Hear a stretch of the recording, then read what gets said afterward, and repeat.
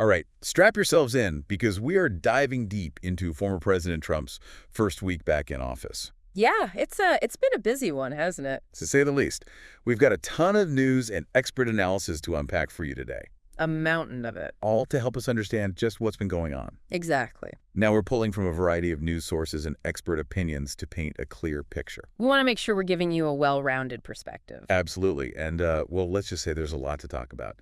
Executive orders, pardons, immigration, TikTok. Oh, and of course, his claim that he can end the war in Ukraine within 6 months. Yeah, that was a big one.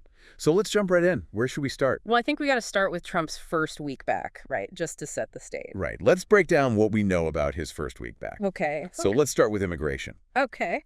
Trump didn't hold back on his thoughts on current immigration policies, calling them a gross miscarriage of common sense. Pretty strong words right out of the gate. And he even claimed that countries like Congo are emptying their prisons into the U.S. These are definitely going to make waves, both domestically and internationally. Big time. It feels like a return to a hardline stance on immigration. Yeah, and, that could potentially put him at odds with some world leaders. And on the home front, this kind of rhetoric could really embolden certain groups and alienate others. Exactly. It's a recipe for some serious division. And then we have the pardons for almost 1,600 of the January 6th rioters. Yeah, that was a big one. He justified this by saying they'd already served time and were simply protesting what they believed to be a rigged election. But it's not just about leniency, is it? It's also a strategic move. Right. So how do you see this playing out? Well, by framing these pardons as acts of justice, he's tapping into this narrative of victimhood. And maybe setting the stage for future legal challenges. Possibly. He even contrasted his actions with Biden pardoning his family members, setting up that us versus them dynamic. Very interesting. Okay, so we've got immigration, we've got pardons. What else was big this week? Oh, we got to talk about TikTok. Remember that whole thing? Oh, right, the potential ban in the U.S. due to security concerns. Exactly, those concerns about its Chinese parent company. And Trump kind of downplayed those risks, didn't he? Yeah, he even pointed out, the irony of banning TikTok while so many other Chinese-made products are readily available in the U.S. It feels like he's placing more emphasis on the cultural significance of TikTok. Especially its popularity with young people. Almost as if he's weighing that against the potential security threats. It's like he's trying to walk this tightrope between acknowledging the cultural influence and downplaying the national security concerns. Yeah, very interesting. Okay, so let's shift gears now and talk about Trump's bold claim about ending the war in Ukraine. Ah, yes, the 6-month deadline. He didn't mince words there either. He even threatened to impose high tariffs and further sanctions on Russia if Putin doesn't comply. Yeah, this is where things get really interesting. For sure. So we have some expert analysis from John Herbst, former U.S. ambassador to Ukraine. And he actually believes Trump's aggressive approach could be smart. Wait, really? Why would he think that? Well, Herbst argues that this hardline stance could deter Putin from prolonging the war. Interesting. So how does that work? So Putin might be hoping to wear down Ukraine and the West, aiming for a better negotiating position later on. Makes sense. But by coming in strong, Trump signals that he won't tolerate those tactics. So the tariffs and sanctions are more about sending a message than about inflicting immediate pain. Precisely. It's a power play. But Herbst also acknowledges that even those measures might not be enough to sway Putin. Right, because Putin seems pretty determined. Absolutely. That's why Herbst suggests a new aid package to Ukraine, potentially in the form of loans. Loans for... Well, specifically for weapon systems. Okay, that makes sense. It strengthens their position on the battlefield. Right. It could make Putin reconsider his strategy. But even with all this, is peace a realistic goal? That's the million-dollar question, isn't it? It is. And it leads us to one of the biggest hurdles, Putin's stated conditions for ending the war. Which are? He's demanding that Ukraine accepts Russia's territorial gains, which right now amounts to a staggering 20% of their land. 20%? That's a huge chunk of Ukraine. It is, and I can't imagine them just agreeing to hand over that much territory. Especially considering the lives and homes that would be impacted. Absolutely. The question is, what are both sides willing to concede? What are their starting positions? We know Zelensky, Ukraine's president, has indicated a willingness to make territorial compromises for peace. But Russia seems pretty dead set on their demands, which throws a wrench into things, Yeah, finding any kind of common ground is going to be a tough task. even with Trump involved. Oh, absolutely. And to add another layer of complexity, remember that even before his inauguration, the Trump team floated a four-element peace plan. Oh, right. And I think you said Russia rejected it. They did. Okay, so remind me, what were the specifics of those elements? So two of the elements were particularly tough on Ukraine. They involved territorial compromises and a 20-year moratorium on joining NATO. Wow, that's asking a lot of Ukraine. What are the other two elements? What made those painful for Putin, as you said earlier? Well, unfortunately, the source material we have doesn't really go into detail about those other two elements. So we don't know exactly what they were. We just know that Russia found them unacceptable, which ultimately led to the plan being rejected. Okay, so we've got this pre-existing peace plan that's already been shot down, Trump claiming he can secure peace in 6 months, and his aggressive stance on tariffs and sanctions. It's a lot to unpack. It really is. Mhm. So what does this all mean? Well, it means the path to peace is going to be anything but straightforward. It's a complex web of competing interests. And the next few months are going to be crucial. Absolutely. Those next few months will determine whether Trump can actually deliver on his promise or if this conflict keeps escalating. Right, it's a real turning point. Okay, well, this has been a great overview of Trump's first week back and the challenges ahead. It has. Lots to think about. Definitely. Mm-hmm. But before we get too deep into that, we need to take a quick break. We'll be right back. You know, thinking about Trump's approach, it really makes you wonder about the potential long-term consequences. Yeah, in what way? Like a strong stance might deter Putin in the short term, you know? Right. But could it backfire? Could it escalate tensions between the U.S. and Russia even further? Yeah, that's a really good point. Like relations have been pretty strained for years now, They have. and Trump's known for being, well, unpredictable. That's true. It makes it hard to predict how things will actually unfold with him back in the mix. It's definitely a very delicate situation. It is. It requires a really nuanced understanding of both domestic and international politics. For sure. There are so many factors at play here. You know, it's easy to miscalculate. Okay, so let's go back to the peace plan for a minute. We know two elements were unfavorable to Ukraine, giving up territory and delaying NATO membership. But what about the other two elements? The ones that were supposedly painful for Putin? Yeah.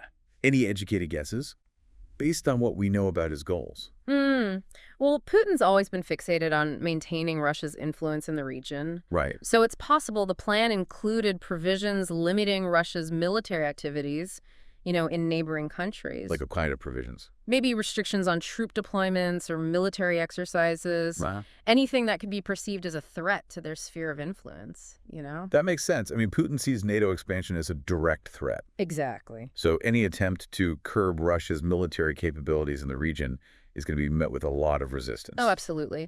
And even if Ukraine did make all the concessions outlined in the plan, there's no guarantee that Putin would actually uphold his end of the bargain. Right. Because he doesn't exactly have the best track record, you know? He doesn't. When it comes to honoring international agreements. Not really. So back to the big question. Okay.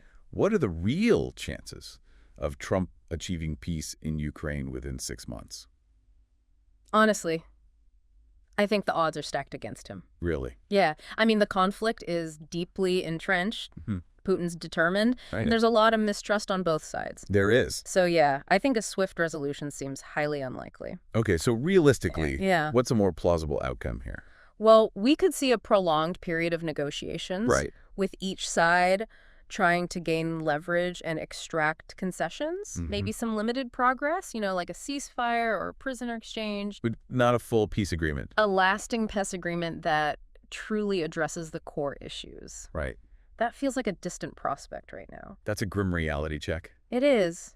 And it makes you wonder if a lasting peace is even achievable in our lifetime, Yeah. especially considering the impact this is already having on the world. Absolutely. The war is causing ripples across the globe. It's affecting energy markets, food security, international relations. It's just a huge deal. A prolonged conflict would only magnify those challenges. Wow. Okay, so we've really highlighted the complexity of this situation. We have. It's clear there are no easy answers, and the path forward is full of uncertainty. Yeah, what I find fascinating is how Trump's return has added another layer of unpredictability Right? to an already volatile situation. To say the least. The international community is watching his every move, you know? They are. And the stakes couldn't be higher. It's like we're all watching this high-stakes game of chess, Exactly. just waiting to see what his next move will be. And how it will impact not just Ukraine, Yeah, but the entire global order. that's a great way to put it. So for everyone listening out there, we hope this deep dive has given you the knowledge and the context Tool. you need to really understand what's going on, because it's easy to get lost in the headlines. So easy. But we want you to be able to see the bigger picture. To connect the dots. Exactly, and achieving peace in Ukraine. It's not just about signing on the dotted line. No. It's about addressing the root causes, rebuilding trust, finding a way for everyone involved to coexist peacefully. It's a huge undertaking. It's a long and difficult process, but it's the only way to create a lasting solution. That's a powerful thought. And it leads us to a question for you, our listeners. Okay, shoot. What do you think are the real chances of Trump achieving peace in Ukraine within 6 months? Yeah, what do you think? What factors could help or hinder those negotiations? We'd love to hear your thoughts. Yes, please share your insights in the comments. Your perspectives are so valuable, They are. and they add so much to this conversation. We learn from each other, We do.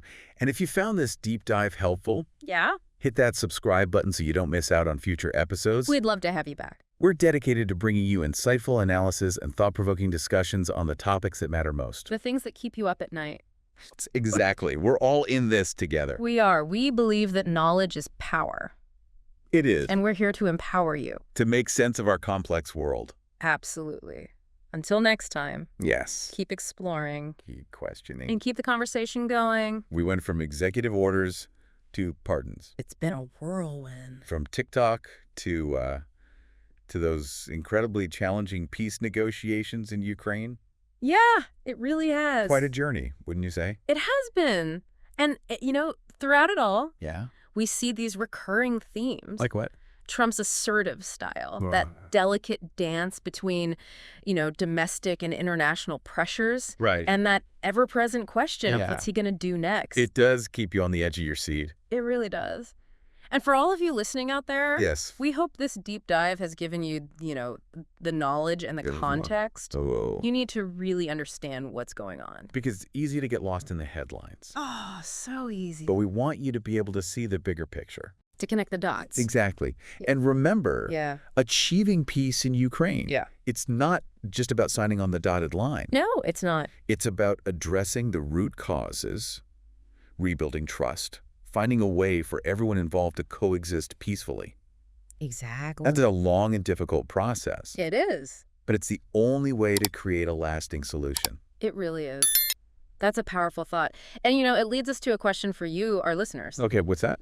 What do you think are the real chances of Trump achieving peace in Ukraine within 6 months?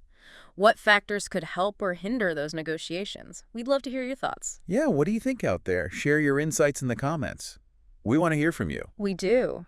Your perspectives are valuable. They are. They add so much to this conversation. And if you found this deep dive helpful, hit that subscribe button so you don't miss out on future episodes. We'd love to have you back. We're dedicated to bringing you insightful analysis and thought-provoking discussions on the topics that matter most. The things that keep you up at night. Exactly. We're all in this together. We are. We believe that knowledge is power, It is. and we're here to empower you to make sense of our complex world. Until next time, keep exploring, keep questioning, and keep the conversation going.